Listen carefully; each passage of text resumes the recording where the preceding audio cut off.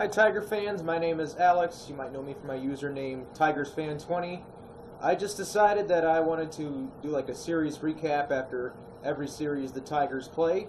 And this time around they played the Angels in a 4-game series. The Tigers won that series 3-1, and a lot went right for the Tigers. They got plenty of hits with runners in scoring position. They cashed in with 2 outs. 9 of their last 11 runs scored with 2 outs. They got some great starts from their starting pitchers, Max Scherzer and Doug Fister. Fister pitched last night, 10 strikeouts. He was phenomenal, and Max Scherzer had a great fastball today, 9 strikeouts, and the Tigers took 3 out of 4 from the Angels.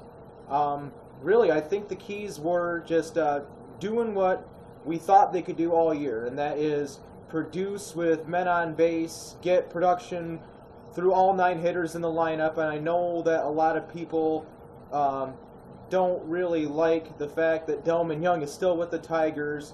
Well, Delmon Young had a pretty big series. He had a big hit in Game 3, went the other way to tie the game. Brennan Bosch, I know he's been inconsistent this year, but he had some big hits. He had a go-ahead home run in Game 1, delivered a opposite field double in last night's game to score 2. As I said, the pitching was phenomenal. They had a lot of strikeouts in this series against a team that doesn't strike out all that much, but the Tigers are the league leaders in strikeouts. They have a ridiculous amount of strikeouts. I think that they're like on their way to set an American League record for most strikeouts in a season.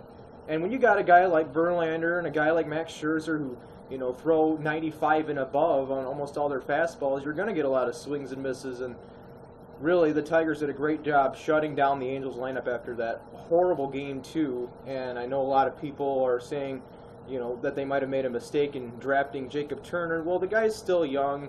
I know it was a rough start for him, but he's got another chance to prove himself. He's going to be pitching in the White Sox series on Sunday.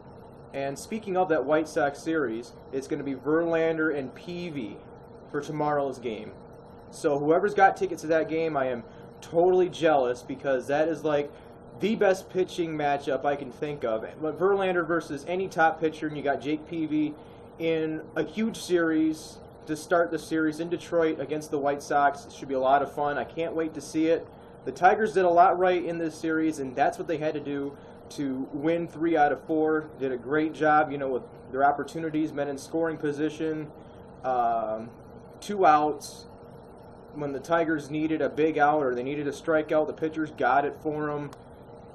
I hope to see more of that. And if we can see that, I hope that the Tigers can take 2 out of 3 with a mix of hitting with men in scoring position, getting some outs. The White Sox, they've gotten Kevin Youkilis. He's been red hot with the White Sox, and they've got a pretty good young pitching staff. But I think with the way this lineup is starting to mesh together, I think they can beat just about anybody. So let's look for the Tigers to hopefully win this series and be that much closer to first place. I'm sorry, but they cannot be in first place. I don't see them. I think the best game scenario is they're going to be within a half game of first if they can take 2 out of 3, which I think they can. If they did, they just got to keep playing the way they have been. I'm starting to enjoy watching them. Before it was like a chore. Now it's great. Go Tigers. Go get the White Sox. Beat them mercilessly.